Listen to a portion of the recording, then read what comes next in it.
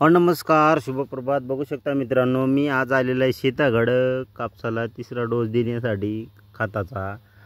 तर मग आता आई आली नाही, मी जरा बिगीन आल्यामुळं जरासं सावलीला बसलेलं आहे रस्त्यावरती. आणि मग तुम्हाला मी सांगू शकतो की साळू नावाचा एक प्राणी असतो, जे की निसर्गाने त्याला मिसाईलसारखे ॲक्टिव्ह असे काटे दिलेले आहे तिच्या अंगावरती.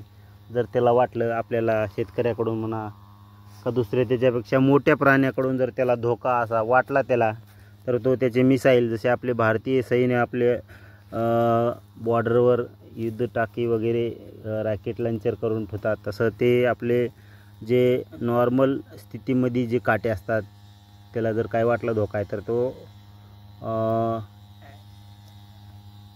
युद्धाच्या तयारीत करून ठेवता असे. तर बघा तुम्ही, आता हे दिसणारा जे काटा आहे ते साळूचा काटा आहे.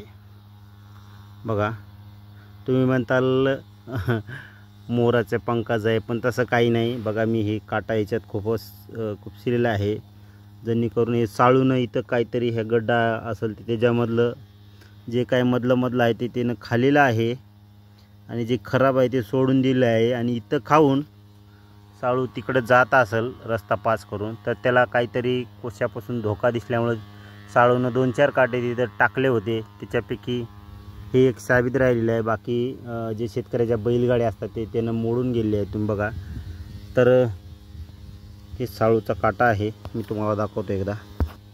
हे बघा, दोन्हीकडून बी त्याला टोक आहे.